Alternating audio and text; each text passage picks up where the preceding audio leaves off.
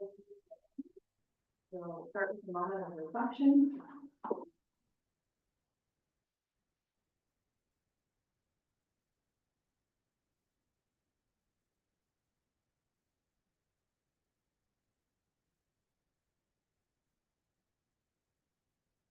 Yeah, for confirmation of the agenda.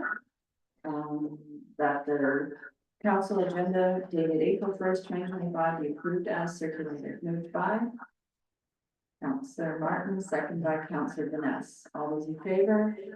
Carried. I think we have some audio things going on. Can I wait for a minute?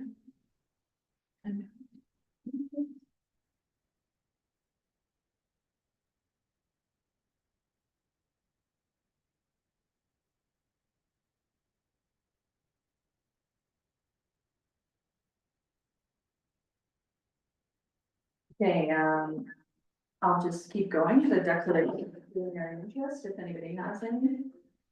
Seeing none, we'll keep going. Report of closed session, there is no report from closed session. Consent agendas, would anybody like to see anything pulled?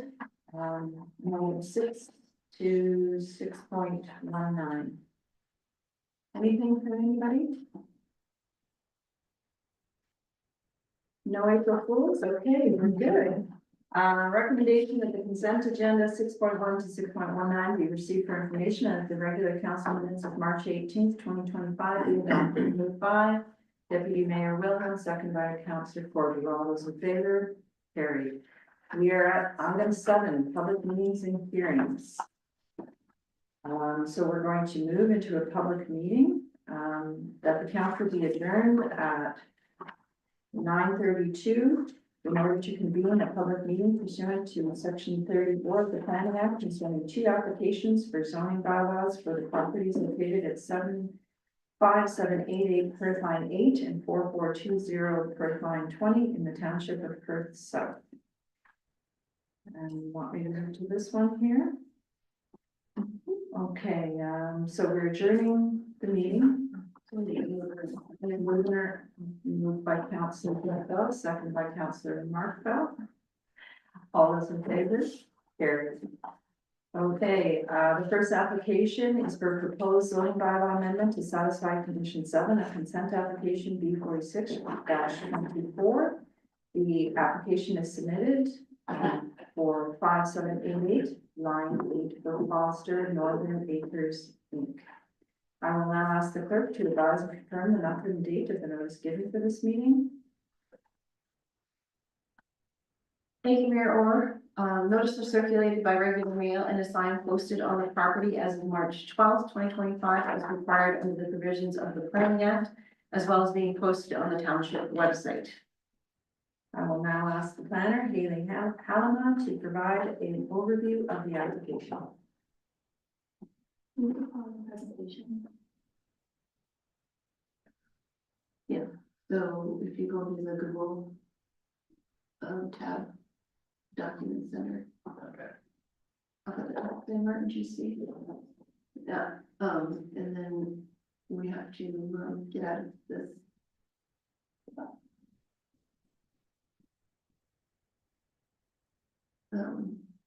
If you make a new tab.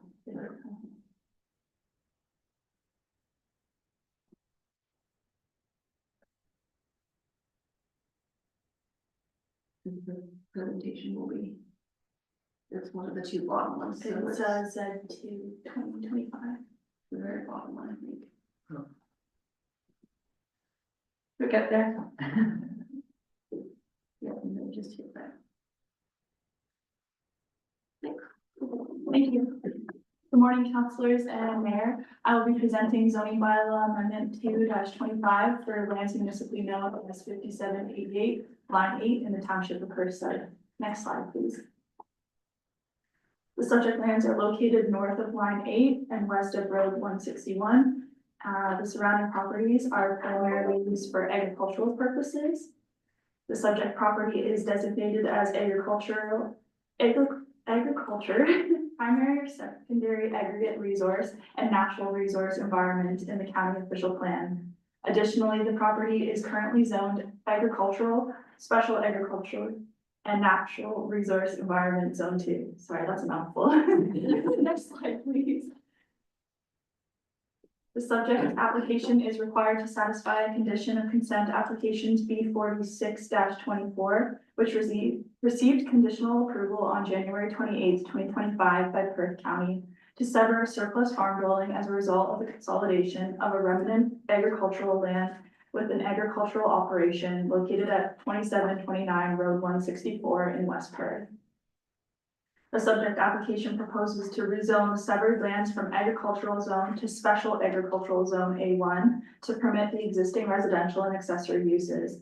Additionally, a portion of the severed lands will be rezoned from special agricultural zone A2 to special agricultural zone A1 to remove the existing zoning that recognizes the potential for sand and gravel deposits. In support of the proposed rezoning, the applicant has provided an aggregate impact assessment that confirms the proposed severance will not adversely affect existing licensed pits or aggregate resources, satisfying the PPS requirements for the protection of mineral aggregate resources. Additionally, the application also proposes to rezone the retained lands from agricultural zone to special agricultural zone A3 to prohibit any new residential development on the agricultural lands. Next slide, please. The zoning bylaw amendment proposed is intended to satisfy a condition of consent B46-24, which is considered to be consistent with the relevant policies of the provincial planning statement and conform with the County of Perth official plan. In light of the foregoing, it is the opinion of staff that the zoning bylaw amendment is consistent with the provincial planning statement and conforms to the County of Perth official plan. Thank you, and I'm happy to answer any questions. Does the applicant or agent wish to provide any additional information? I don't think Alex is here, he couldn't make it. I will now ask the clerk to provide any comments received from stipulated agencies and landowners. Thank you, Mayor Orr. We received comments from Upper Thames with no objections to the application. Is there any persons in attendance to wish to make any comments regarding the application? All persons must state their name and address for the minutes. I don't see anybody on Zoom either. Do any council members have any questions regarding the application? Council Martin? I'm curious about the overhead shop we have has a barn or a shed on it. Is that still in place? I see it says that there's no existing structures. There will be no existing structures. Like, are we requiring that to come down or is it down already? Martin has an answer. Oh, do you have an answer? The agricultural buildings have already been. They're not, okay. Thank you.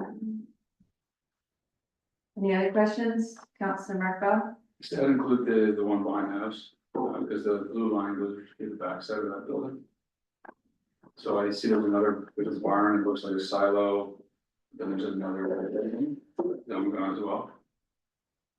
Because it looks like the blue line goes through the back side of that. Through the chair, it doesn't show on that. It's really small, but the detailed plan, it doesn't show that barn anymore on that drawing. But it said there's a garage, it's not in the picture. I don't know. Okay. I think do I have an aerial image on?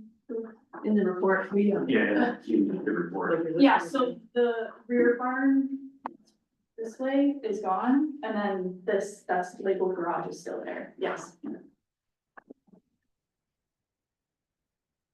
Which is permitted as an accessory structure. It could be an Sorry. accessory structure to the. No, I just wondered because there's the line of the blue line goes through it, through the building. The lines in the GIS are not accurate. Okay. You would go by the survey that would tell you where the lines actually are. Go ahead. Yeah, there's a old well, is that decommissioned or going to be decommissioned? There's two wells on the property.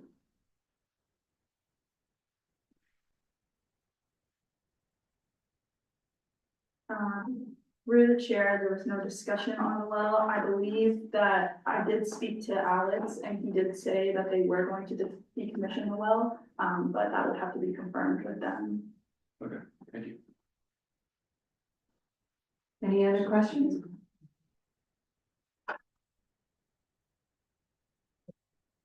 Okay, seeing none, does the applicant wish to respond to any comments made? He's not here. Okay, thank you to all those in attendance for the input. Council will consider all comments received in making the final decision on the application. So we'll now move to the second application. This is for the proposed zoning bylaw amendment to satisfy condition 6 of consent application B 51-24. The applicant's name is Jeff and Caroline Klomp, CEO of Zelenkia Premio Limited, for property described as 4420 Perth line 20. I'll now ask the clerk to advise and confirm the method and date of the notice given for this meeting. Thank you, Mayor Orr. Notice was circulated by regular mail and a sign posted on the subject property as of March 12th, 2025, as required under the provisions of the Planning Act, as well as being posted on the Township website. Okay, I'll now ask the planner, Haley Halma, to provide an overview of the application. The floor is yours. Thank you. I'll be presenting zoning bylaw amendment 10-24 for lands municipally known as 4420 line 20 in the township of Perth. Next slide, please. The subject lands are located north of line 20 and west of road 125. The surrounding properties are primarily used for agricultural purposes. The subject property is designated as agriculture and natural resource environment in the county official plan and is currently zoned agricultural and natural resource environment zone 2 in the township of Perth South zoning bylaw. Next slide, please. The proposed amendment to the Perth South zoning bylaw is to rezone the recently severed lands from agricultural zone to special agricultural commercial industrial zone to permit existing grain operation. The application for rezoning is to be completed as a condition of consent B 51-24 to establish a grain elevator operation separate to the existing farm. The site-specific relief is being requested to address the following provisions to reduce the minimum southerly interior side yard width from 3 meters to 2.4 meters and to increase the maximum height for a grain elevator from 12 meters to 46 meters. The site-specific relief is required to recognize the existing grain elevators and a recently established interior side yard setback created through the consent process. Additionally, the amendment proposes to rezone the retained lands from agricultural zone to special agricultural zone A-88 to recognize the existing setbacks of a single detached dwelling. The site-specific relief is being requested to reduce the minimum front yard depth from 18 meters to 14.2 meters. The site-specific relief is to recognize the existing setback of a single detached dwelling in the front yard. Next slide, please. The proposed zone change is intended to facilitate the continued use of a grain business on the severed lands that contributes to a healthy, integrated, viable agricultural system. The continued use of the grain elevator operation through the zone change leverages rural assets, utilizes existing rural infrastructure, promotes a diversification of the economic base, and provides for increased opportunity for economic activities in prime agricultural areas. The proposed zoning bylaw amendment is consistent with the PPS and can be considered an agricultural related use as defined in the PPS. In light of the foregoing, staff recommend approval for zoning bylaw application ZN 10-24. Thank you, and I'm happy to answer any questions. Does the applicant or their agent wish to provide any additional information? I see no one here. Well, actually, Oh, okay. the agent is Okay, here, perfect. but I don't know how to get her from attendee to panelist. So I'm just struggling. She may not have any questions. Can she call in? No, we can get her in here. I Okay. just have to figure it out. Okay. But it doesn't look like she's not, I don't think she has any information.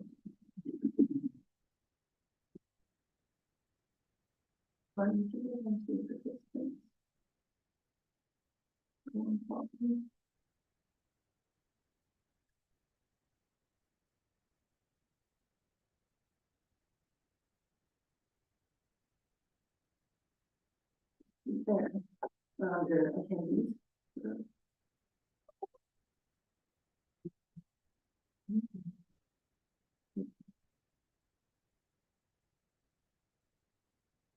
Good morning. Can you hear me?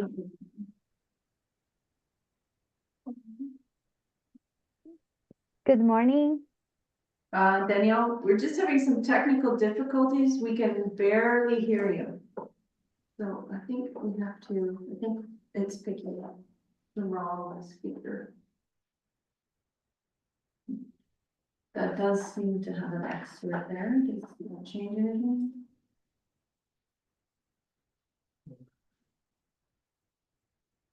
Do for me, okay, let's see if that helps. Do you want to keep trying to talk, Danielle? We'll see if we can hear you.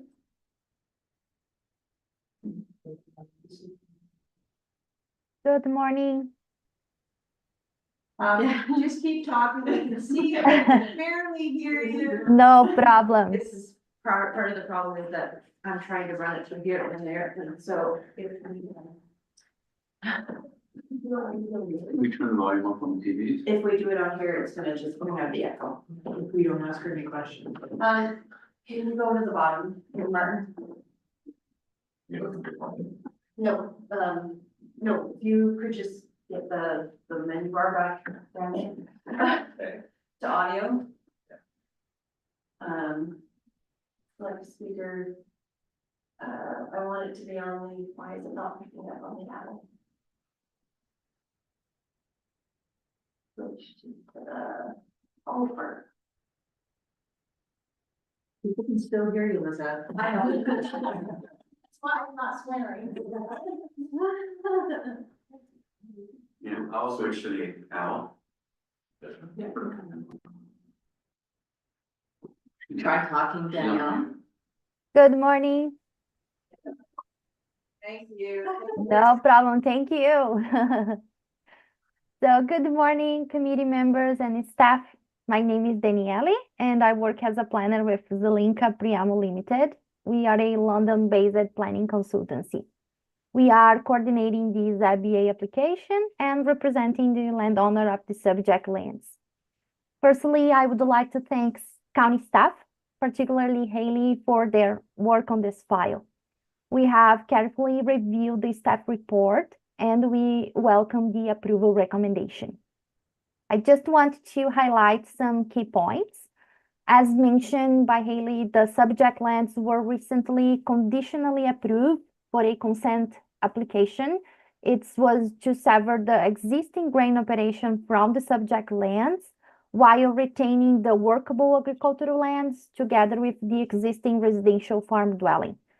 Therefore, the intent of the ZBA application is just to address the consent condition that requires a ZBA application and implement the direction and approval provided by the delegated authority. As outlined in the staff report, the proposed ZBA application is consistent with the PPS, conforms with the county official plan, and maintains the purpose and intent of the township zoning bylaw. Respectfully, we request the council's approval. If you have any questions, I will be happy to answer them. Thank you for your attention. Okay, I will now ask the clerk to provide any comments received from circulated agencies and landowners. Thank you, Mayor Orr. We received a letter from the Upper Thames River Conservation Authority and they had no objections to the application. Is there any person in attendance who wishes to make any comments regarding the application? All persons are to state their name and address for the minutes. I see no one. Do any council members have any questions regarding the application for Haley or Danielle? Councilor Vanessa? Just a question here, we're severing off roughly 9.5 acres there. If that was a house, it would have to be to the minimum smallest areas possible. I'm wondering why the severance is so large. Through the chair, so they have stated that they need it for grain testing area, so the larger amount is for the grain testing. Okay. That's a pretty weak reason though, is it not? Like if they told me it was for building the dryer setup larger, it's fine, grain testing, you can do that anywhere, it doesn't have to be there. I know it's convenient because there's an open ditch, like you're on a neighbor's property, there's an open ditch behind it, municipal ditch. It just seems like a lot of land. Through the chair, there's potential to expand. I'm just gonna pull up the required block fabric too for ACM zone.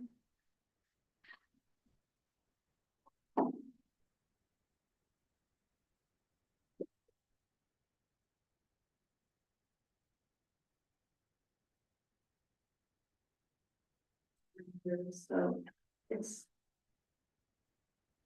I think it equates to 3 hectares is permitted for an ACM zone. And so if they were to expand, they could, and that extra space would allow it. But for now, they've labeled it as green testing. So we're not limiting to them expanding, but we are working with them to be able to use that land. Okay, that's fine, thank you. any other questions for you there, Danielle?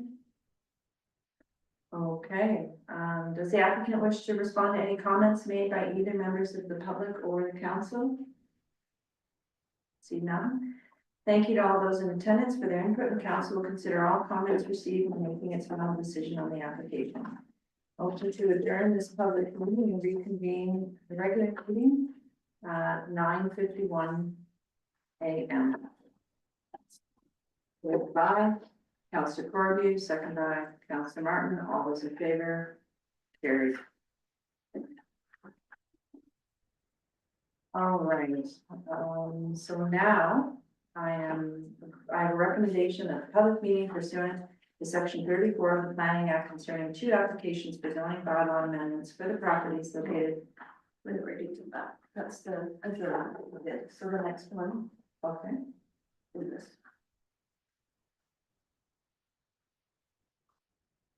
I don't have this here. Well, that's when you Did did that? it, one, and you did it. Okay. You just did it by memory. Okay, recommendation that the Township of Perth South Council receive the report dated April 1st, 2025, entitled zoning bylaw amendment Z2-2025, submitted on behalf of James and Coralie Foster, affecting lands described as concession 4, part lot 6, municipally known as 5788 Perth Line 8, and that the Township of Perth South Council approves zoning bylaw amendment Z2-2025. Moved by Deputy Mayor Wilhelm, seconded by Councillor Jeff Bell. All those in favor? Carried.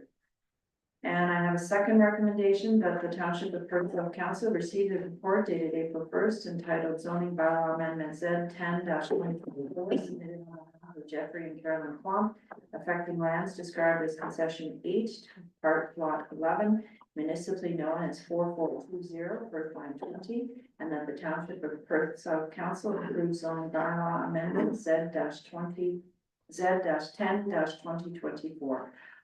Moved by Councillor Vanessa, seconded by Councillor Jeff Bell. All those in favor? Carried. All right, is Lauren?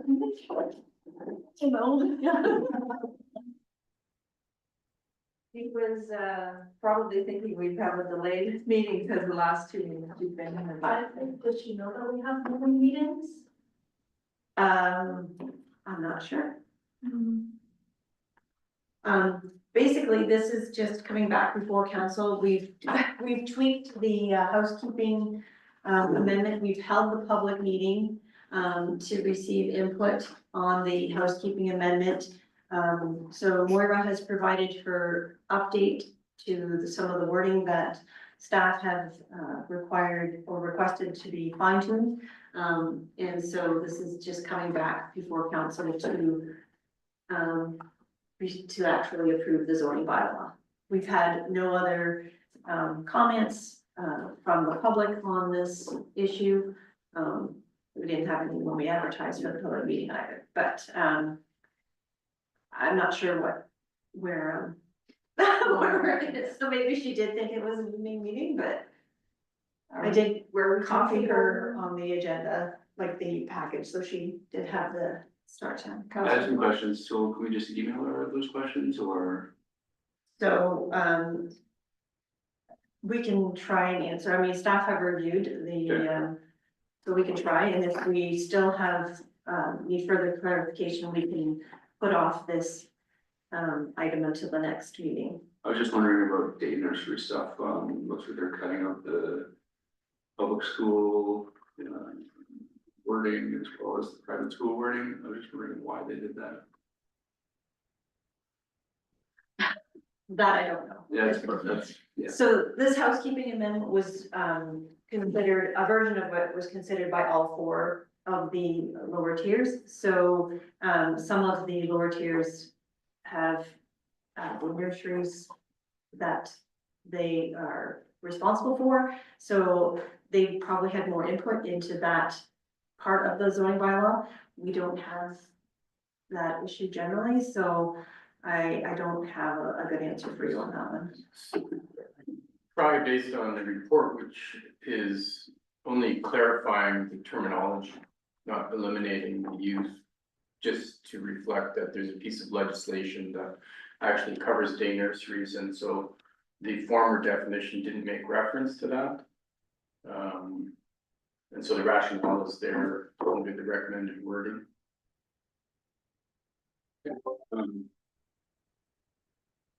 So the use is not being eliminated. No, I understand. I'm just wondering why we're cutting out the under 18 years of age in the case of the nursery with children of the developing handicap, as well as kids under 10 years old in other cases, but don't limit them to part of the public school, separate school, private school, or school development. Yeah, so the rationale is that if we're going to use the term day nursery, there's a defined term under the Day Nurseries Act. And so to use a term that's inconsistent with the legislation would be why the change is being recommended. I don't believe the definition that's being proposed makes reference to any ages. It makes reference to 5 children. Yeah.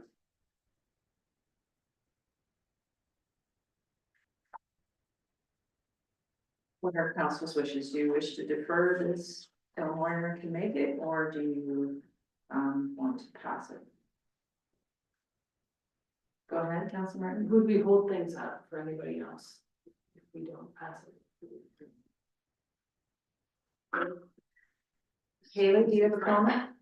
Through the chair, all the other municipalities have moved this and passed it. So it would just delay the housekeeping bylaw from being updated to these new terms.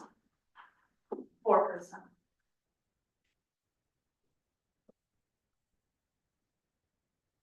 I'm wondering what council wishes to do. I'm fine either way. Yes.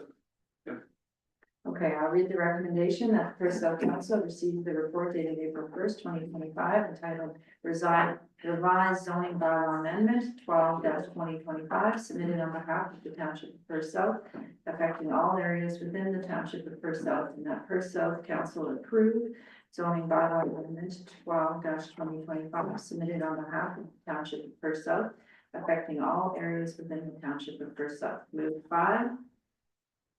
Councillor Corby, second by Deputy Mayor Wilhelm. All those in favor? Carried. All right, we are having a report. 8.1, Chief Building Official, Bylaw Enforcement Officer, Martin McKinnon. Thank you, Mayor, members of council. The month of March was permit activity was strong again. We had, I believe, 9 permits issued, including 3 single detached dwellings. The construction value or estimated construction value was almost 3.3 million and just about 17,000 collected permit fees. The year-to-date totals are also doing very well, and I'm optimistic that trend is going to continue. The majority of my time has been doing plans review, and yeah, we're expecting a busy construction year again. So I've included in my report this time the inspection count for the month. I'll be able to give council different reports like this with the new program that we have from City Reporter. Some other things I'm working on, the local building departments are continuing their outreach to the building community. On April 7th, I'll be attending an open house in Mitchell, held by West Perth. We're going to host the Huron Perth Home Builders Association and all the chief building officials in Huron Perth County. So we're all going to sit down at the same table and discuss what's working, what isn't working, and how we can make things better. Bylaw enforcement, there was no new complaints for bylaw enforcement, and we're working through one property standards issue. So that's my report. I would happy to answer any questions you may have. Any questions for Martin? Go ahead. I'm just curious about the single family dwellings. Are these secondary units on? Or are they on lots that don't have a house, or these are replacements? One of them are brand new, Oh, it's right across. And the other ones are replacement. Okay, They're custom home. okay, taking like, Removing a farm dwelling and replacing it. someone's interested whether we're increasing our housing stock, but you would want to. There continues to be a lot of talk about additional dwelling units and second dwelling units, and there will be a few of those coming forward this year, so. Nice. Yeah. Seeing no further questions, I have a recommendation that the CBO update report for March 2025 be received for information. Moved by Councillor Martin, second by Councillor Jeff Bell. All those in favor? Carried. We are at 8.2, Deputy CAO Treasurer Tracy Johnson. Welcome. So I'm gonna put the accounts on the floor, and then we generally will discuss them, and you can answer any questions if you know. Recommendation here that the accounts payable listed dated March 26, 2025 for the period of March 13th to 2026, 2025 be in the amount of, wow, 347,846,846.47 be approved. Can't say my numbers today. Moved, put on floor by Deputy Mayor Wilhelm, seconded by Council Corview. Anybody have questions for Tracy? Be kind, this is her first time.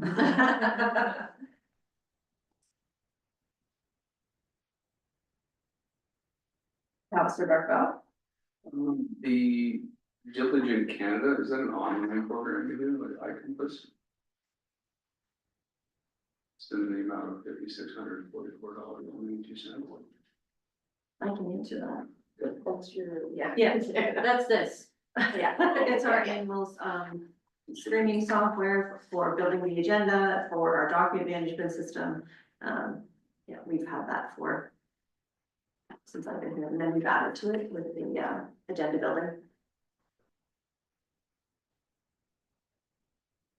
Councillor Marfel? The increase or the adjustment for the police services, from January and February, is that just, what's that? $21,621.84. Most of bear with me because No, it's just, I have no idea about any of these accounts yet, so. Devon Stratford Police. That's what we have. No, 5470. Stratford Police Services. Yeah. So January, so it looks like the 21 is January. And the other two would be February, March. I'd have to grab the invoice, to see what was actually in there. Not sure what the, where those numbers were coming from.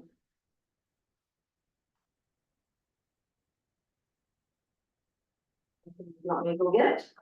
I don't know what the monthly, I don't know what the agreement is, I haven't had a chance to look at any of this stuff yet. I just wondered whether there's a $21,000 adjustment, that's all. I just wondered what the reason was, wondering, but that's, you don't need to tell me now, I just was wondering if that's for. Maybe we can follow up on something. Yeah, I can follow up, I'm wondering if the increase, I'm assuming, but I don't, never assume. Probably the January, February got paid on the 2024 budget, and then when the 2025 came in, there had to be an adjustment for the 2 months, is what I'm assuming, but, that's just going on basic accounting. But I can send an email to all council when I clarify that. Thank you. Yeah. Any more questions for Tracy regarding the accounts? Last one, this might be easy. Go ahead. Don Hamilton, looks like there's a payment for $36,100. That was his tile room, Drainage law. just a flow through from Rafford. All those in favor? Carried. All right, who would like to handle the 2024 council remuneration? Tracy's report. Yeah, So this is just the annual report that's specified through the municipal act. Just shows council's remuneration and expenses paid for the year. And then any boards. If there's any questions? any questions regarding our remuneration? Don't think anybody made the sunshine list this year. We're all council paid. Not even all together.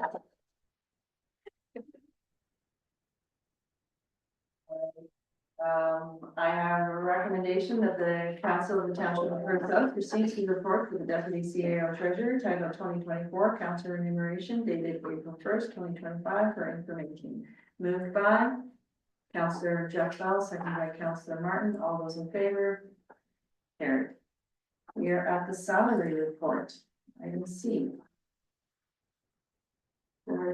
Yeah, very complicated report, I'm sorry, I apologize, but ask away, if any questions you might have. If I can clarify some of it. Councillor or Deputy Mayor Dunham. Yeah, I have a comment that over the years, council has continued to keep their pay reduced numbers, and I really think we're doing a disservice to the future council.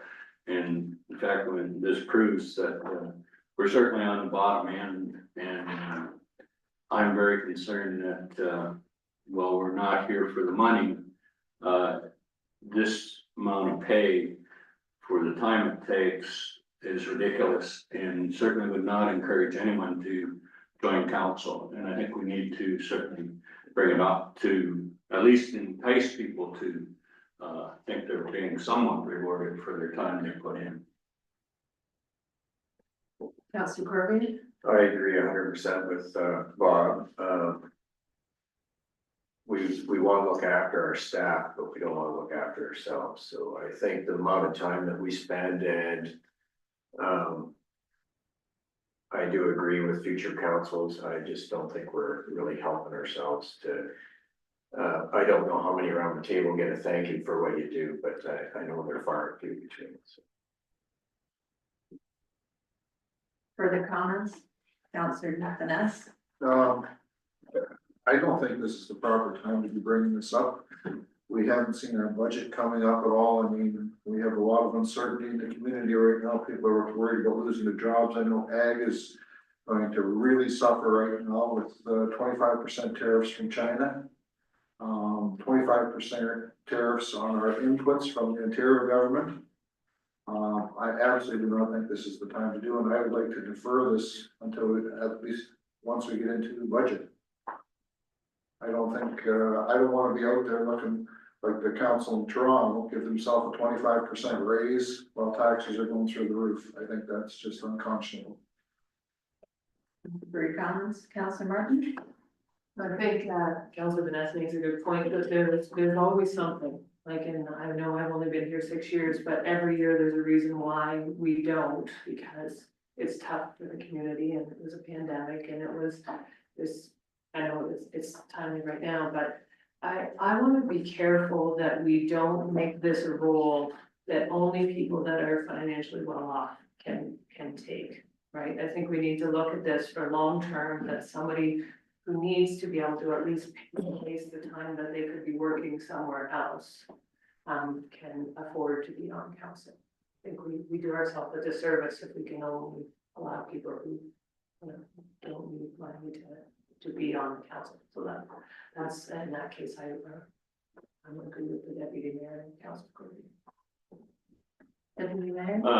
Yeah, I would concur with Jamie's comments that we're limiting ourselves, and we need to compensate people to, who will lose, money through payroll by attending and, not being able to, attend their jobs. And we certainly don't compensate them properly now, and we need to. Councilor Marco? I agree with all the points here. Yeah, we don't probably get compensated for the amount of time or stress or backlash that we receive. But I also agree that the timing isn't great, and I also agree that there's always something. So I would advocate to push this back. And revisit it once we have a budget. And do you want to go, what was your comment? Oh, I was just gonna say, we're actually looking for the numbers for the budget purposes, so, if we would like to just defer this until the 2026 deliberations for the budget. It, staff needs direction to put in the tax levy, what number we're gonna put in there. So, if we want to defer it, I think we're gonna have to wait till another budget year, which will give lots of time to think through it, so, yeah. Councilor Marco? I'm speaking for myself, not for the rest of the council, but I don't think the adjustment in pay is going to affect our lifestyle for this year, so I would push for it to be pushed to 2026. Can I just clarify, was there not an option in here that it could be gradually brought in? This was just to bring it up from the last, because it's basically almost 3 years behind now, so it was to bring it up. This is to bring it up to the 2025, where it would be at 2025 had you adopted it in 2023, so. You could do the option of, it would be, if you took the 2023 numbers, it would be roughly a $20,000 increase to the budget, considering what we budgeted in 2024. Guesstimating how many meetings and the base salary. Yeah. Councilor Martin, and then Councilor Vanessa. I'm not sure how long we should put this out for 20, like this was done in 23, we're gonna start to look at it in 20 for the 26. Then we're starting to operate on some really dated data if we keep pushing it out. So I'm wondering if there's an option to look, when we do the budget both ways, right? We have a budget option, like put it in as this, or this is our other option. It's a small number of lines maybe. So that we can still continue to discuss it this year. You're able to do that? Yeah. Councilor Vanessa first, and then Councilor. I was gonna say exactly the same thing. We don't have to defer it for 6 months, but we can certainly defer it for a month or two. And we get into budget and see what's going on then. Councilor Corby? I've been taught since I've been here, we always have one-offs and we can't get away from them. And this is kind of this is a one-off again. And we're always gonna have one-offs, so it's just a thought. Who would like to make I'm sensing around the table that we should defer it, asking Tracy to, when the budget discussion comes in, give us the option as if we, put this into full effect now, or we delay it. Is that what I'm hearing from council? Or do you want to just pull the plug and do it? I'm looking for council's input. Council. I would make a motion to put it in the budget season where we have options, in front of us when we drill down on what our budget looks like. So deferring it, but putting it in the budget. Yeah, deferring it to when our budget comes to us. Is everybody comfortable with that? So I guess there's one other clarification. Yeah. Are you wanting to go to just an annualized salary, or are you just wanting to up your base? And then go with meetings, because there's a few options here, because you are a base, currently you have the base salary and then you're per meeting, right? And then Fred and I decided that we just go with and recommend the annualized. It's just easier, it's easier on the budget, if that's the number that's going in the budget, it's not a, guesstimate anymore. Do you just want to talk a little more about annualized versus the base? So annualized would be you're getting, so in this instance, 16,000 a year, that's what you would get. Straight above board, and that you don't put in for meetings, you just get 16,000. Deputy mayor will get 12,800, and each councilor would get 11,900. You don't have to track your meetings anymore, you don't have to report to the payroll clerk that this is how many meetings I had. That would be the annualized, and then there's also the options to bring up your base salary to a more comparable, and then still track your meetings. So there's two kind of options here that you have to let us know what you want. We are still tracking mileage though. Yes, you still track your mind, if that's an outside expense, yeah, for sure. Councillor Carter? So if we went to salary base, how much time would that free up for staff? Is that? Who currently does it? I mean, council has a fairly straightforward once a month payroll, but it is more inputting to currently to put in the different meetings and so on.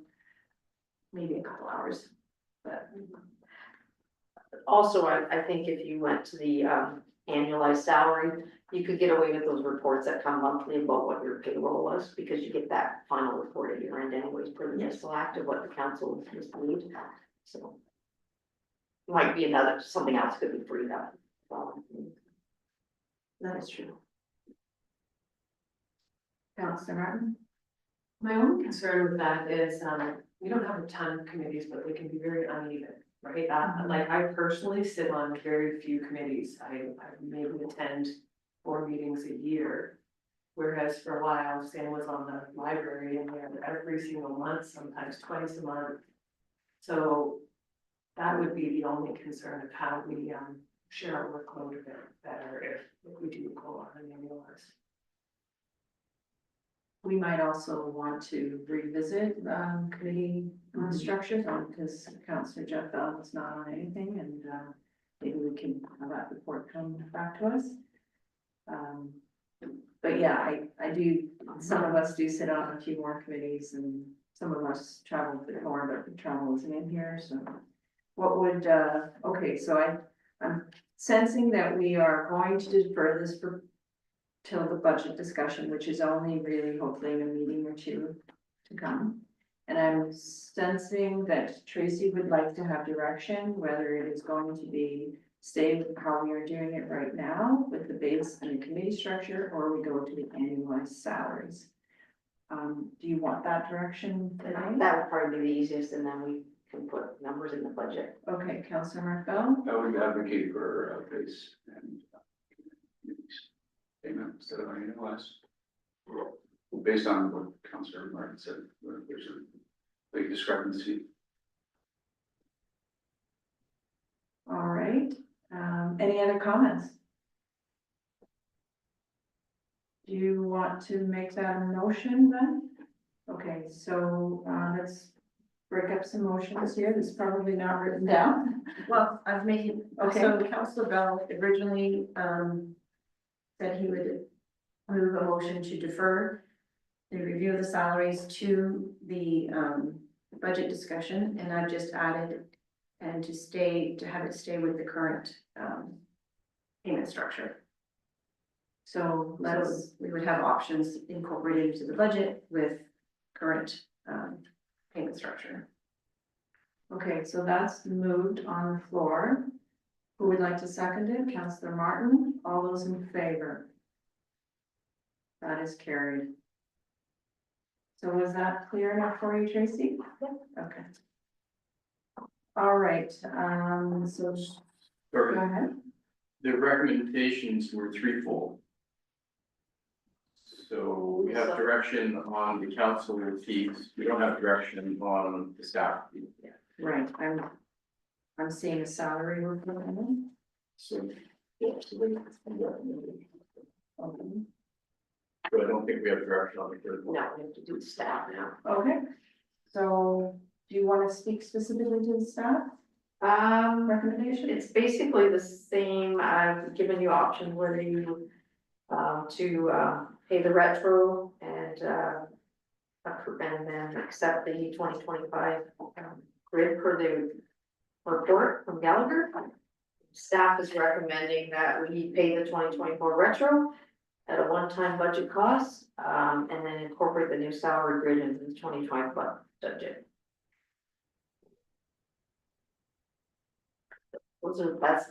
That's my recommendation, that we take Gallagher's report, pay the retro that council or staff should have gotten in 2024, and then incorporate it into the 2025 budget. And if I'm correct, this is just, it seems a bit higher because we didn't deal with this last year. We left it. And now we still owe retro for the first part of 2025. Correct. Yeah. And if I'm correct in saying we do use the salary grid for new hires, but we have to bring our other hires into the grid. That is what this is about. But I'm happy enough. They're here for clarification. Councilor Martin, do you have your hand up? Yeah, I do, thank you, this doesn't really break down, like when it says 69,000, is that old, like do we owe that to existing staff that has been here a while, but newer staff is caught up? Yeah. Okay, like, yeah, it would be helpful to see, like, if we could have seen who is on the new grid and who. So we didn't do salaries because then we'd have to go into close. Yes. Or Yeah. positions, but then we wouldn't, so we just did a lump sum for so the staff that worked here in 2024 that didn't get their increased salary from the Gallagher report, they're owed 60, the whole group is owed 69,000 in retro. And then up to March 31st, the existing staff, that were not put on the proper grid are owed 17,745 up to March, and then going forward, their new salary will be in the operating budget. Councilor Vanessa? I'm struggling here, saying the Gallagher report came to us, to give us, direction. It didn't say we had to pay. We don't owe anything yet unless we make that decision. Am I incorrect in that?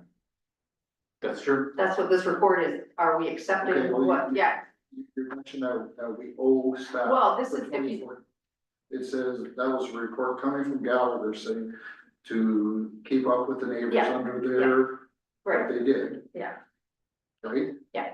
Um, So that's why there's so many options. It's like, do you go back to 2024 because the report was bought in 2023 and I was told accepted by council. So if you're going to accept the Gallagher report that you received in 2023, this is where the numbers fall out. If you're not, then you just pick what time you want to go forward from, and then the numbers will have different numbers. Through the mayor, the direction that we got at the end of 2023 was to bring forward an implementation report. That was the direction that council gave to staff. That was never done until this report. So this report is responding to the direction that council gave us, which was bring us a report to implement the Gallagher recommendations along with the associated costs. So that's what you have. Councilor Martin? so for clarification, at that time, we received the report and we implemented the new grid. Did we ever officially implement the new grid? Adopted. We adopted the grid or we received a report? I'd have to go back to the, I think we received the report. So now we've been operating under a new grid that we didn't ever really officially approve. so the new grid has only been in place for new hires since in 2024. The grid impacts all of our staff positions, but the existing employees have not been adjusted to reflect the grid, the new grid. But we used that grid for our new hires. Yeah. I was just wondering if we ever approved the grid. Or that would have been part of the report we were expecting to get last year. My recollection is that the council adopted the grid and asked for a report on how to implement it. And that's what this report is about. But there were no adjustments made to existing salaries. There were some new positions that were created, and so the grid would have to apply to the new position in particular, because we didn't have a grid previously for that position. So this is the report that council asked us to bring, was what are the costs of operationalizing that grid? And so that's what you have in front of you.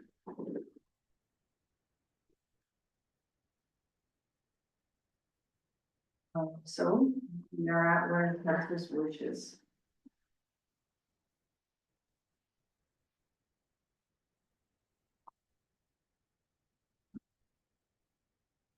Councilor or Deputy Mayor Wilhelm. I think council's at the point where we're not recalling what happened in December of 23. And perhaps we need more information on that. And if we can back up to December of 23 and get all the information, the grid, everything. And then we can kind of move back up and move forward if we can do that. Because to be honest with you, I don't recall it. And I'm pretty sure, but it sounds like there's a bunch of us don't recall what was done there. And maybe we need to revisit the whole thing and move forward and then refresh their memory. So deferring this till we, And maybe we need to have a closed session. all right, you want to make that a motion? Sure. Okay, motion made that we will bring back the grid from the discussion of December 2023.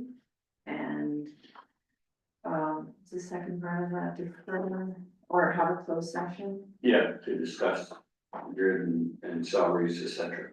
all right? And along with the Gallagher report. Okay, moved by Deputy Mayor Wilhelm, seconded by Councilor Mark Bell.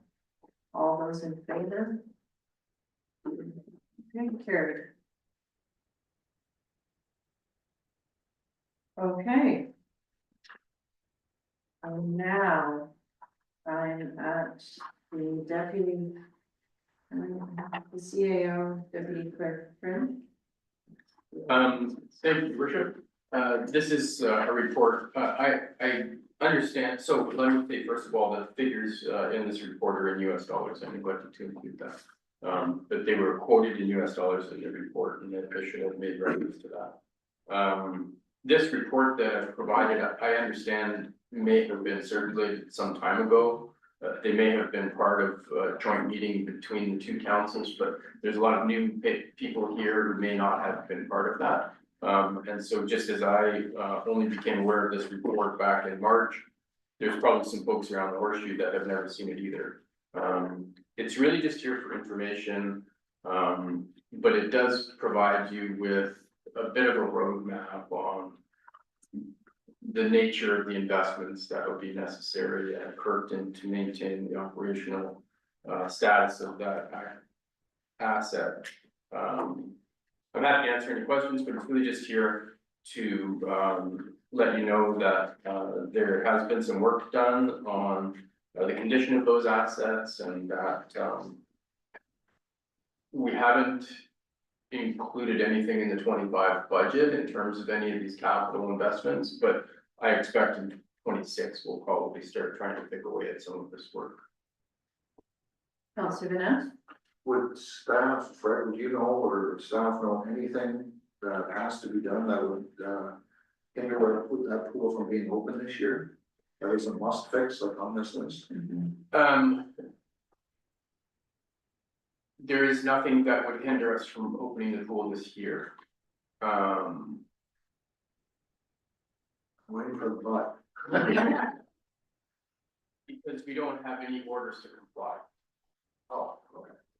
That would be a hindrance, and we would be expecting them to deal with some of this stuff in the short term. So before that gets here, it would be prudent for us to, for example, deal with, you know, some of these code related issues like the backflow prevention on the drains that would trigger in the event someone was trapped against the drain. You know, those types of things would be part of any onboarding and orientation this season with some highlighting of those risks. And I would expect that we would try to plan to get some of the work like that and the audible and visual pool clearing before the 26th season. Right, that's what I would propose. Deputy Mayor Whalen? I believe this report's from 2022.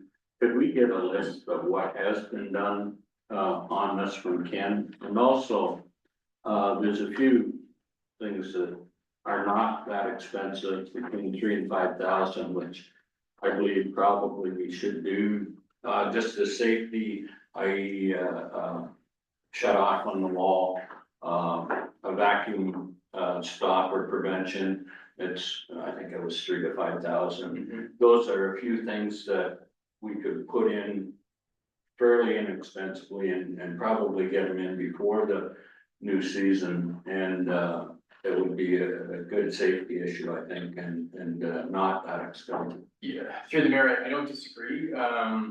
Of the prioritized items on the second page of the report, there's 5 there. Those items have not been addressed. None of those issues have been addressed. The pieces that we have taken care of, Martin has helped with some of the accessibility pieces. And they were the subject of a separate report. I believe Martin, why don't you address the things that we've actually done? Sure, the accessibility issues had to do with the change rooms in both the boys and girls washrooms.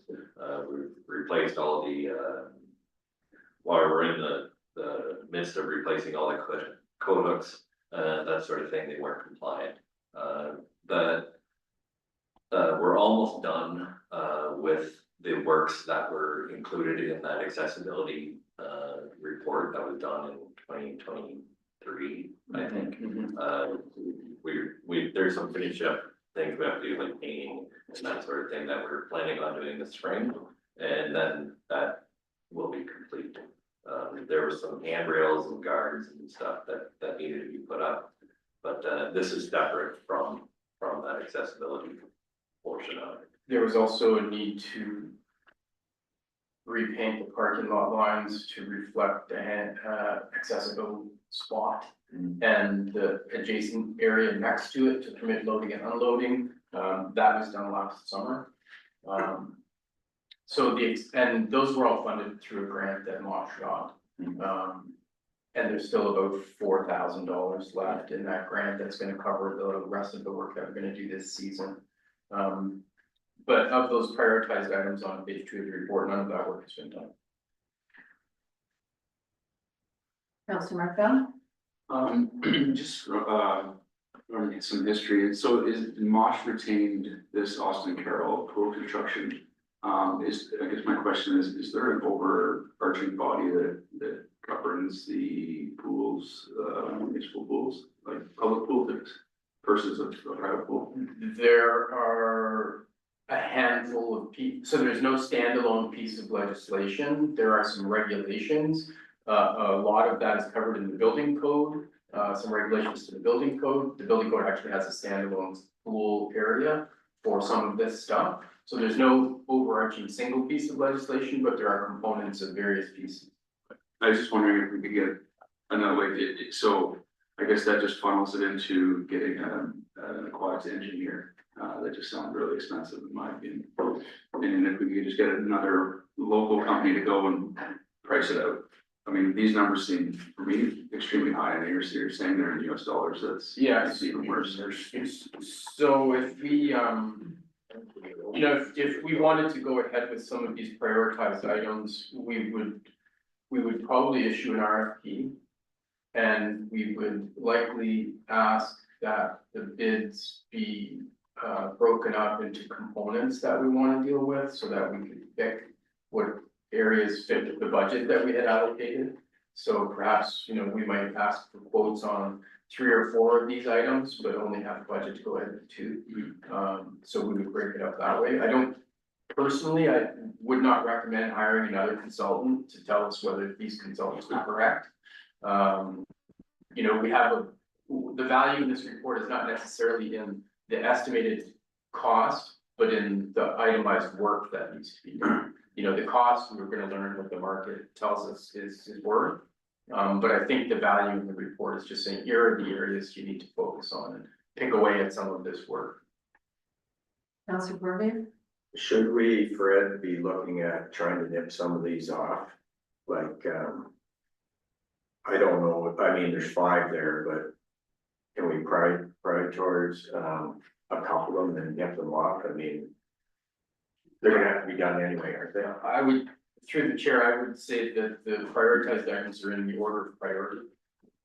So, I would say the safety vacuum release is probably one of the highest. The suction limiting vents is up there too, the automatic shut off systems. So these are all, code related. So they are compliance issues, that's why they're prioritized. If we had budget or if we had direction from council, we could certainly draft an RFP and post it, you know. And I'm not sure that we can get it done this season.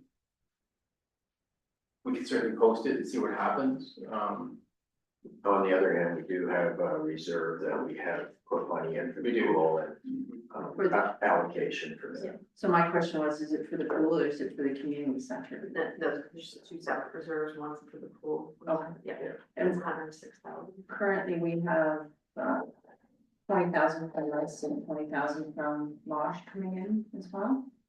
That's for the community center. No, I thought that was 15 and 15. It was increased by 5 was the ask. That was the community center. Yeah. Yes, I mean, the pool's separate. Yeah. But for the pool, I'm just talking the pool. I believe it's 20,000, so 40,000. I'm not also. We don't? Yeah, I think you're right, but I'm not sure if it's not 25,000 each. Okay, so we can clarify that, because I do believe Mosh has already passed their budget like last December, so we can't give them any big surprises, but going forward, we need to prepare them for, there's some work that needs to be done, and this is what you need to put in your budget for 2026. Yeah. But I do believe there's some money there for us to use. Go ahead. Yeah, I'd still like to get Ken to go ahead with the safety vacuum release and hand shut off on the wall, emergency shut off. I think those are 2 simple things that could be done this year. And just to confirm, the Department of Health approves the pool before it's open. So they go in and inspect it and make sure there's no dangers and it is safe for the public. Councilor Jeffel? This report's from 2022, correct? Okay. And none of the recommendations have been followed up on until now? That's correct. Okay. Did this come to council in 22 or I'm just curious? Yeah. I wasn't here at the time. I don't know. So I know, like, go ahead. This report was presented, the consultant was hired by Mosh. Okay. And from my understanding is they got this report, we did not. Okay. And I understand Fred has got a copy of this report recently. Okay. And so that's why it's coming to council now. Perfect. Thank you for the clarification. Making sure we weren't sitting on this. But if, from my memory, is we had a joint meeting out at Mosh where this was part of the meeting. This was also when we were beginning to transition from Mosh to Perth South being in charge. So yes, Fred probably hasn't had the report, but I know I had seen that because I questioned US dollars right off the bat. But it was probably before this council was in play. So how do you want to move forward on the pool update? Do you want to take some recommendations? Oh, Councilor Marco? Just a administrative question, why would, so this firm is from Waterloo. Why would they price it in US dollars? I don't know, that's Just any thoughts on that? I mean, to me, that seems very odd. I think it was a parts issue. I think we asked that. They could Yeah, only I get was in the certain meeting, I'm parts. just asking. Councilor Martin? It's possible that I'm completely missing it, but so the safety vacuum release system, the top recommendation priorities. I don't see that in the projected cost. Am I missing?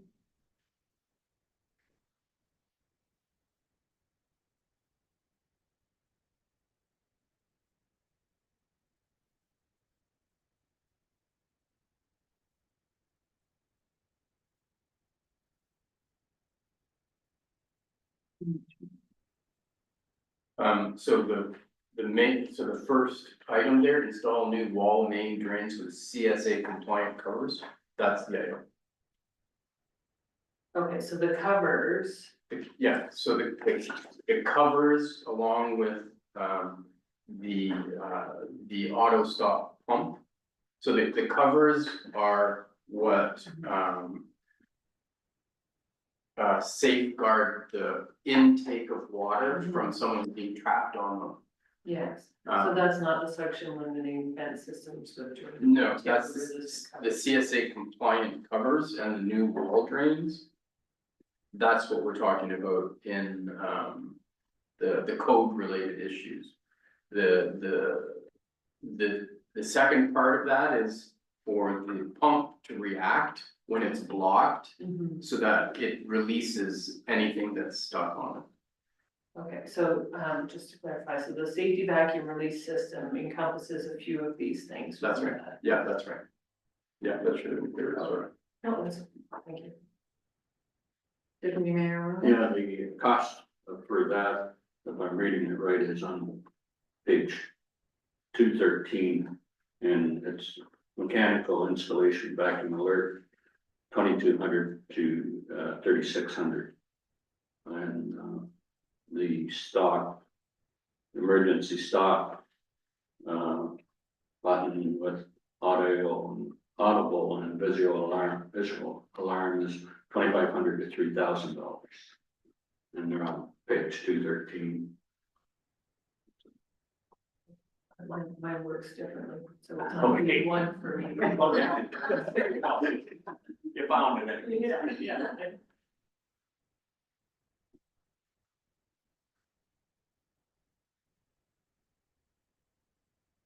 Okay, so do you want to receive this for information? And move forward in budget to put something more in the budget, or do you want to deal with certain things on the list? Do you want to wait till Ken's back? Yeah, I'd like to receive this. If Ken can give us a costing on those two items for budget, and then we can move forward on how we're gonna handle the rest of it. Morning, how are you? Okay, is that good enough for you for a recommendation? So we can receive the report and then, just give direction to Ken will come back with more information on those two priority items. So we don't have to include that in the motion. Okay, Sorry, 30, what are the two items? The vacuum alert and the emergency stop on the wall. Okay. I think they go up between $2,500 and $3,000. Okay. We can get prices on. Councilor Martin? Does that complete the priority of the safety vacuum release system, or are we missing anything else? It doesn't, no, yes, I'm sorry. We find out what that entire priority would cost. Why don't, through the mayor, why don't we see if we can get pricing on as many of those prioritized items? And then council will be in a position to then decide what you want to move forward with. Because perhaps we could get stuff in. Yeah. We'll be ready. Yeah. We'll see if we, through the chair, we can get some better prices on those five priorities. And then we'll get them to you as soon as we can, and perhaps before budget, but probably not. Like through the chair, you may need to allocate something to the pool, and then once we get prices, you can figure out what you can afford. Can I add a solar blanket to that list to look into? I know the answer, but I still would like to see the. We have had discussions with the contractor for solar blankets. The dealer has asked us to give some thought to the fact that they don't believe there would be any savings. Yes. Because you could cover with, which is 3 or 4 years. So they don't think there would be any savings. We can reference that in a future report. What we are looking at as an alternative is there used to be a circulating heating system on the roof of the pool building. I hesitate to call it solar heating, but it really is solar heating, but it's not solar generated electricity, it's just solar generated heat. And I understand that Mosh had replaced the roof on that building at some time and decided not to replace that coil. So that might be a more cost-effective way of trying to supplement the way we heat the pool, so we're looking at that.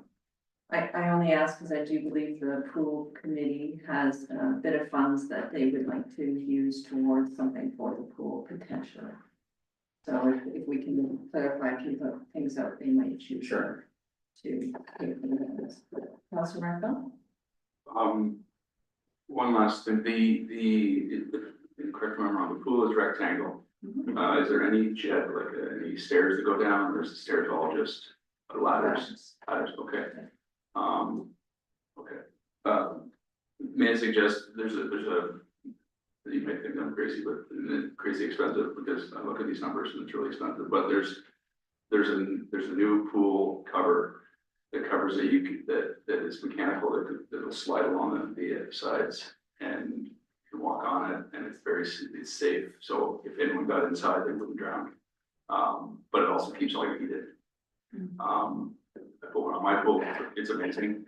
I don't have to worry about anybody, just shut it, and it's all mechanical, or you just put a code in and it slides across. It only works on rectangular pools, obviously not kidney shaped pools, but I don't know if we can. These numbers seem really expensive. I know what it cost last year to heat the pool, it's really expensive as well. This would save us a ton of money, it would be some money up front, but I don't know if that's even allowed under these provisions of, being a public pool and versus a private pool, so. It's a great product, I don't know if it's feasible or we have an appetite for it, but I would advocate for it. I think it's the size that's the. Yeah. It's a fair. And I don't even know if they make them that big, frankly, so just that I throw it out there. And just so you know, there is a set of stairs, but they get put in manually, so. Go ahead. So do we need a budget line? Do we need to put something in to the budget that we would be allocated to the pool, or are we gonna pull it out of our reserve for the pool? If we go ahead, that's all I'm saying for the budget. Yeah, I think that's a matter for the council to discuss and decide on. Either way, as staff members, we're not too interested in the source of funding. Right, you tell us we have the money, funding to address some of these priorities, but the source of the funding is really what the council priority is. Councilor Corrigan? I know we started the reserve because the capital requirements going ahead are gonna be pretty big, so. I guess we have a choice of budget, but if we put a number in now, we don't have to use it, we can use our reserve, so I don't know what the best way is, whatever you wanna recommend. I'm going back to, I still think we do put 20,000 into the pool. I think the mayor is correct that at least for the last couple of years, there's been a contribution. Yes. Anticipating their ongoing expense that the pool represents. Yeah. I think you may want to revisit whether the contribution is sufficient, given, the likely work that needs to be done in the future, but again, that's a discussion for council in terms of priority. Tracy? That makes the most sense to just do an annual contribution, then you're tax rate is static. You're not doing this because you every once in a while you got that. Yeah. So transfers to reserves is always the best thing to do when it's there when you need it, and you're not doing these one-offs on the tax rate. You're keeping it consistent. Councilor Carter? So this would, the work, if we do wanna do these two items, we'd have to let the pool committee know that this will be an expense back to them. I think that we manage the pool, is the pool, we still have to clarify the memorandum of understanding with the pool committee. That's a whole other subject. But I think the pool committee has always fundraised knowing that there's going to be considerable costs coming forward, so they want to help. So they focus, right now, they're focusing on, you know, helping with registration night, family fun night, they do some fundraising during the year. But they're just committed to keeping the pool open with whatever they can do. So they do have a bit of money saved up because they do know any expenses when it comes to the pool are very expensive. No, Deputy Mayor, well. At the same time, I think we need to know what Mosh has in their budget for the curtain pool. Martin? Yeah, so expand on that a little, we have 100,000-ish in our reserve for the pool. Does Mosh have a pool reserve? I don't know that. We could maybe find out. And also the pool committee, does their money run through us or they have separate accounts? They have separate. And they report that out. They actually have it at the Optimist Club.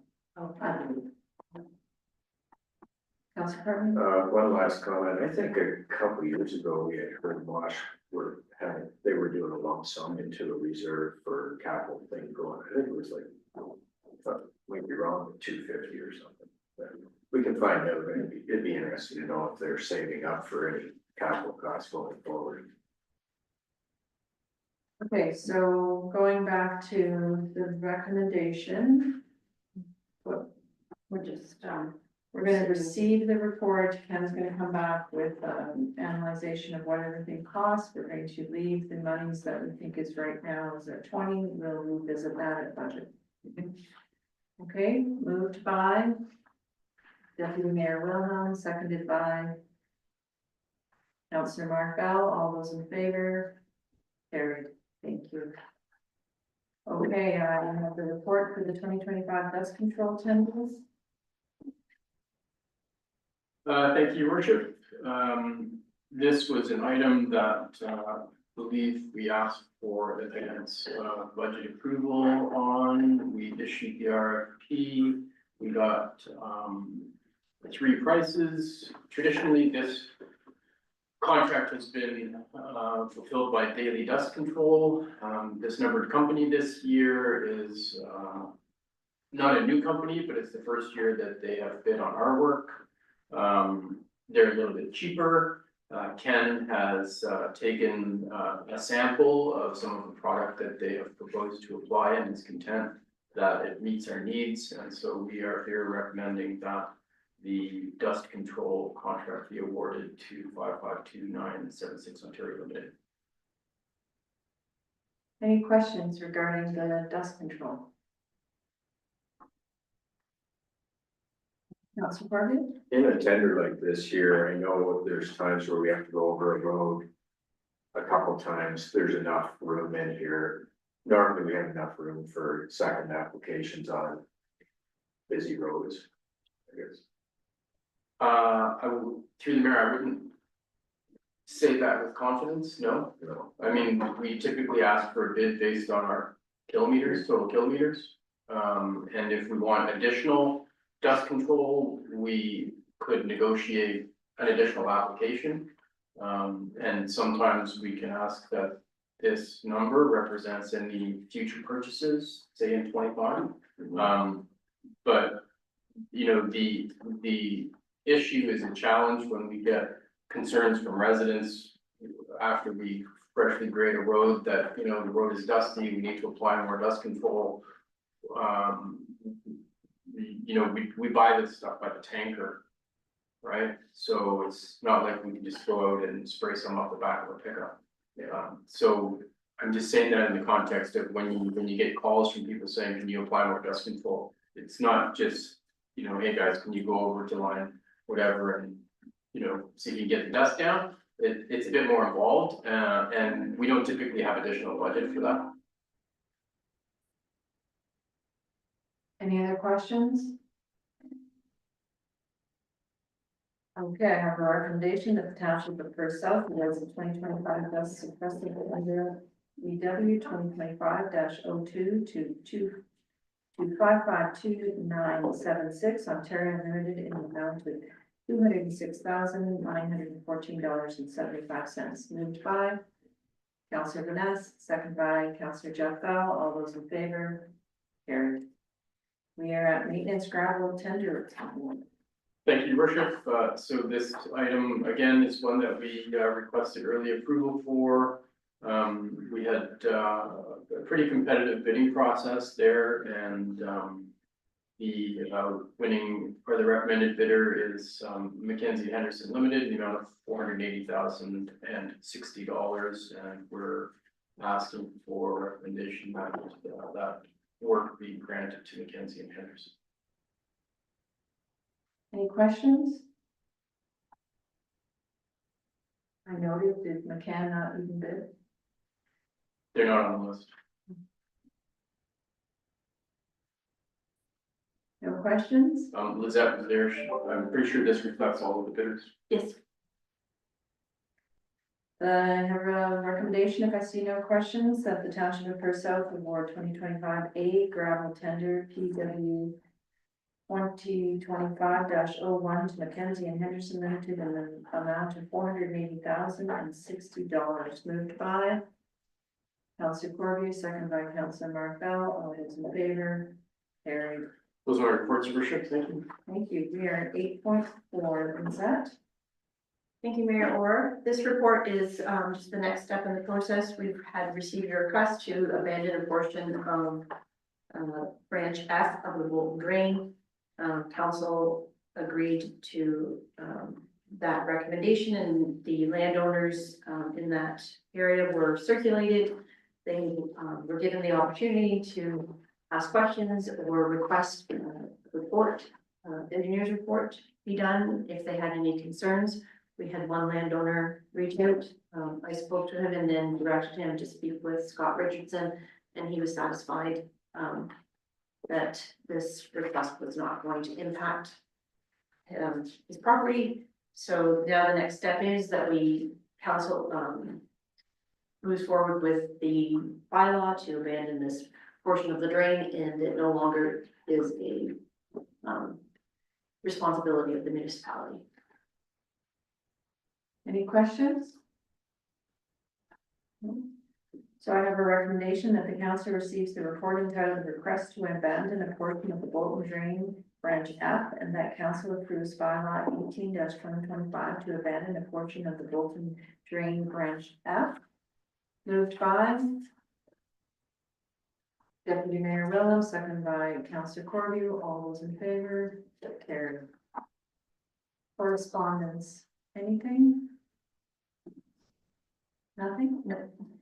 Council reports. Councillor Vanessa, can you go first?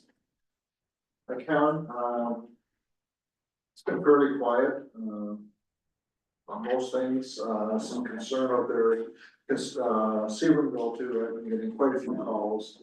I'm hoping there's a public meeting coming soon. June, I believe. In June, okay, then I'll come back for this June. June and September. Okay. Oh, that's it then. Jeff Bell? Pretty quiet. I don't know if anyone else was able to make it, but Township Cheese's open house was amazing. It was crazy busy when I got there. It was lots of smiles, lots of happy faces. That was very cool.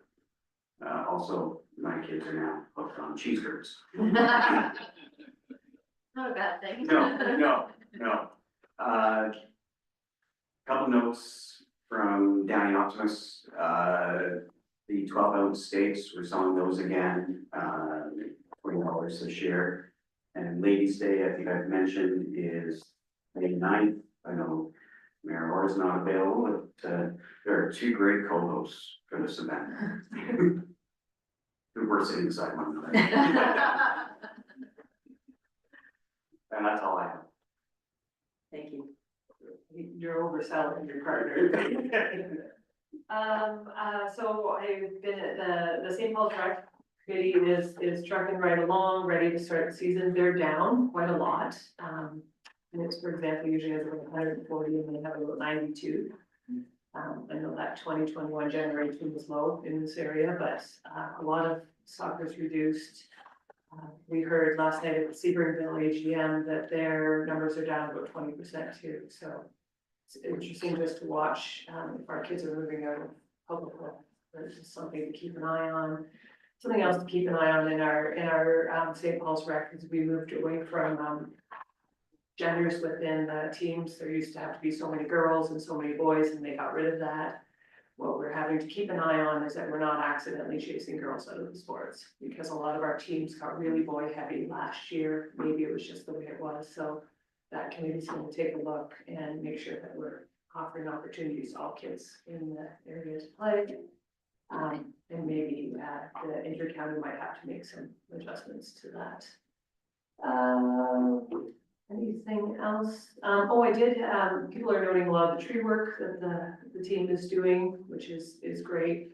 What I'm hoping is that we can really move forward this year on some of our replacements, because we are doing a lot of, and I know we talked before about, looking for landowners that are wanting to do that. Because our roadsides are getting pretty bare, so I'm hoping that can move forward. And then I'll let Mayor Orr talk more about Sebringville. Councillor Corby? Not too much, just a few things going on with the Granton Fire Department that we're dealing with, and that's all moving forward. And other than that, it's quiet. Councillor Markville? Seems to be getting some calls on Sebringville continually. So happy to hear there's gonna be a June, September meeting. That's great. There is a state of the city in Stratford it's the mayor's breakfast on April 9th. I think there's a few tickets available if anyone wants to go. It's hosted by the chamber. Also, the chamber will be hosting a federal election candidates debate on April 15th. So I think he said Aaron said there's 4 candidates for the Friday. That's it. Deputy Mayor Longley? Yeah, I attended a Kirkland Wood Community Center Board meeting, and to start that meeting off, the chair resigned, citing numerous concerns, and didn't feel he could continue. We did continue on with the meeting and had a very good meeting and discussed an MOU, which is Fred's prepared. They marked up the draft and sent it back to Fred, and he's reviewing some concerns and looking into insurance, etc. So we'll move on with that MOU once Fred's redrafted it. And as Sam indicated, the off Granton Fire Board reviewed qualifications for chief and deputy chief, as the deputy chief has resigned and be looking for a replacement. So we'll see if we have a Zoom meeting to discuss candidates next Monday, and hopefully we'll be able to announce a deputy chief then. And interesting land division meeting yesterday. They did a zoning severance for apparently 2 properties have been put together, so they requested that they be separated, which was not a problem. And it was in North Perth, and many years ago, when there was quite a few houses severed off, properties, farms, similar to today. And way back then, most of the properties were marked that on title that you could not build a residence. in this particular one, vacant, private piece of property, North Perth was voted to have that removed and that they could build a house on this vacant property, which had already had a house severed off of, which I found very strange. But it's something that I indicated that if they were to do that, we have a number of properties in Perth South that we would see probably the same applications come forward. So the land division turned it down. They could not build a residence on that property, but it was surprising to see that come forward. And the other thing with the county is bringing a road rationalization report forward. And there's a couple of small sections of Perth South roads around Stratford they're recommending that the county take over. And another piece is the Whalen line from 151 to number 7 would be taken over by the county. And in turn, Perth South would get 151 road from the Whalen line to line, what's that, 8, I guess, line 8 from the county. So that's something that's going to come forward. And the one concern I have on it is that there's a bridge over Fish Creek that needs a lot of work, so I wouldn't be interested in taking that over till the county's going to fix it. That's all I have. Great report. I also attended the Stonetown Cheese event. I am going actually for the next 2-3 days to the Leadership Conference here in Stratford, just to network. Road rationalization is also on my list. That report is available for you to read in the county agendas on their website if you wish to read it. There's a fish fry coming up in Kirkton, April 27th. I think it's important that council pulls up at Kirkton, so I'll be attending for sure. I attended Rural Urban Night. Had a really great night because they won the 50-50 and the door prize on sale. I will be attending the Mayor's State, the Stratford Mayor's State, what's it called, State of the City breakfast on April 9th. And last night, Jamie and I were in Sebringville at the community center. I went just commend that as a really well-run organization. They have a lot of good people there that just take a job and this is what I do. And then they reported at the annual meeting. It was a great meal. I think it was also really good for us to chat with a few people. I'm always happy to go to things like that. Of note, they were given quite a bit of money a while back from Perth East to improve their playground. They don't quite have the playground. They're going at the next step. So I wouldn't be surprised if we get a letter maybe requesting some funds to help with playground costs there, which I would support. We'll see what if the letter does come our way, because they are looking for some funding for that. Other than that, I think I'm good. One question, Fred, did you want to mention about Cassie and exercise class? Thank you, Worship. We are expecting to start offering a fitness class in April. I believe it's going to be a series of 8 weeks of classes available to the public. They're going to be using the community center next door here, and anyone interested can reach out to Cassie Diebold here or email recreation@perthsouth.ca. Okay. So they register by Cassie, or do we have a link like we do with our other rec program? There is no, through the mayor, there isn't an efficient way of registering at the moment. Because we haven't set up a registration platform, but anyone interested can call town hall here and they can be added to the list. Councilor Murphy? I don't know, already I forget the name of this, Game Time or Game Plan or something, that the program that Cassie is undertaking. Sports Heads. That one, right? Close. Will that be in there or eventually? Eventually, yeah, as well as, aquatics registrations.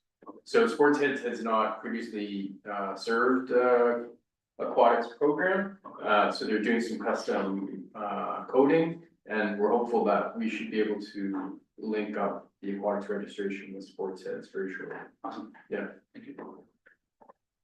Go ahead. I'd like to take this opportunity to, let council know that we, are, further to my email about the tour of the Shakespeare plant on April the 9th. I'm hoping to do that in the morning. I know that there's some who can't make it. I'm looking for some consensus to maybe start 9:30, 10 o'clock, if that works for everybody, who can attend. We can set up separate tours with any council member who can't make it that day and who still wish to see the facility. I'm working with Ken and the Perth East staff to make sure that everyone's on the same page. So, Want to show of hands right now, or? yeah, if is 9:30 sufficient? I know couple of people are going to the breakfast, so, and it's not far from from Stratford to Shakespeare, so. Okay, 9:30? all right, I'll send out a confirming email in the next day or two, and I'm assuming we'll just all drive there on our own. If you want to carpool together, that's fine, but I'm not anticipating we need to rent any kind of transportation. Councilor Mark. By confirming email, you mean a calendar invite? Sure, if you That like would be that. Thank you. Yeah, once I've confirmed with Ricky staff and that everything works, I'll send out a calendar invite. Thank you.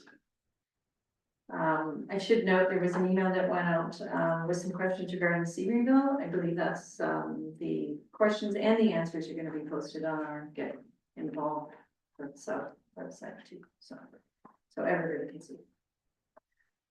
All right. Okay. Yeah, go ahead, Tracy. Oh, I just wanted to say I left a parcel for everybody for the next council meeting. Those will be the capital projects coming forward, so we've got a couple weeks to look through them. If you have any questions, you could reach out to Ken or Fred or I beforehand if it's, you want things a little smoother at the meetings. Just in case you're wondering why they were there, not being brought up, so. Yes, thank you, Tracy. We just wanted to let everybody have some time to think about those capital items. And I can also say, with respect to the Fire Essentials program, it looks like May 2nd is the preferred date for the majority of council members. I'll send out a confirming email later today, but I just wanted to share that here. All right, so moving forward, I have, we're at bylaws, recommendation that bylaw 12.2025 be a bylaw to amend the Township of Perth zoning bylaw for all areas in Perth given first, second, and third readings and be properly signed and sealed. Moved by Deputy Mayor Vellon, second Councilor Corview, all those in favor? Carried. We are at the recommendation that the bylaw 16-2025 to amend the zoning bylaw, the Township zoning bylaw for the property known as 75788 line 8 be given first, second, and third readings and be properly signed and sealed. Moved by Councilor Martin, second by Councilor Vanessa, all those in favor? Carried. Third recommendation that the bylaw 17-2025 to amend the zoning bylaw for the property known as 4420 Perth line 20 be given first, second, and third readings and be properly signed and sealed. Moved by Councilor Corby, second by Councilor Jeff Bell, all those in favor? Carried. And the last bylaw, the recommendation that the bylaw 18-2025 to abandon a portion of the Bolton Drain Branch F given first, second, and third reading properly signed and sealed. Moved by Councilor Martin, second by Councilor Vanessa, all those in favor? Carried. No notices of motion, no other business, no public question period. Confirmatory bylaw that the bylaw 19-2025 be a bylaw to adopt, confirm, and ratify matters dealt with by resolution of the Township of Perth be given first, second, and third readings and be properly signed and sealed. Moved by Deputy Mayor Wilson, second by Councilor Corby. All those carried. Thank you, everybody. The meeting has adjourned at 11:14. second by Councillor Jeff Dye. All those in favor? Carried. Thank you, everybody.